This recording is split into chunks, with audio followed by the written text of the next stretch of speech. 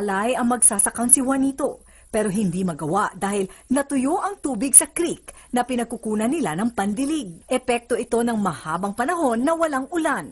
Hindi maulan, hindi makipagsapalaran dahil ilang kinabubuhay namin.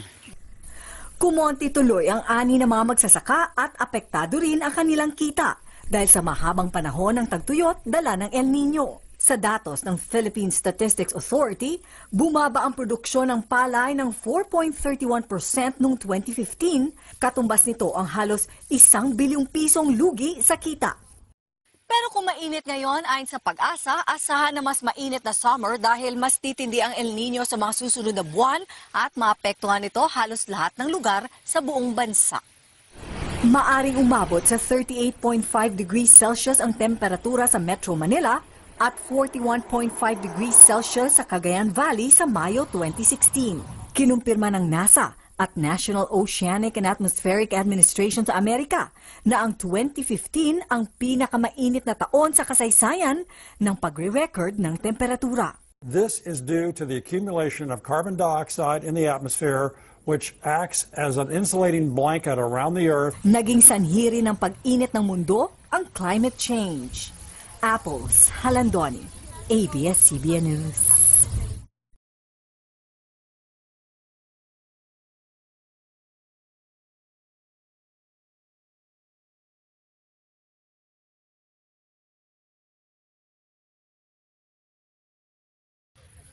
Umabot na sa 60 milyong piso ang halaga ng pinsala sa mga pananim na mais at palay sa North Cotabato, bunsod ng El Nino, na dulot ay matinding tagtuyot.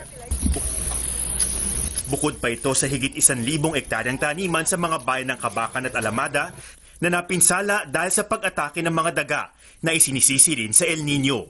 Irerekomenda na tuloy ng Provincial Agricultural Office sa Sangguniang Panlalawigan na magdeklara ng State of Calamity. Nauna nang nagdeklara ng State of Calamity ang Zamboanga City dahil rin sa El Nino. Sa Bicol, nababahala na ang mga magsasaka sa epekto ng inaasahang matinding tagtuyot sa mga susunod na buwan. Uran lang talaga digdida, iman kaming irrigation pa dyan na, so nakaasa lang sa uran. Ayon sa Climate Prediction and Monitoring section ng Pag-asa, nagsisimula pa lang ang ating kalbaryo. Titindi pa ang epekto ng El Nino hanggang katapusan ng Abril, kung kailan tinatayang nasa 85% ng bansa ang makararanas ng matinding tagtuyot.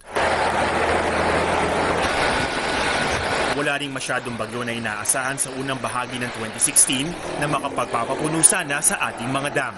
Yung critical natin na maapektuhan na prolonged dry condition ay mostly yung nasa Visayas at Mindanao area. So particularly po, sa nakikita natin forecast ay yung sa may part ng North, South Cotabato, Sultan Kudarat, so sa Western Mindanao, pati na po yung most parts ng Zamboanga area natin. Ayon pa kay Solis, malaki ang posibilidad na maging isa sa pinakamainit na taon sa Pilipinas ang 2016 dahil sa El Nino.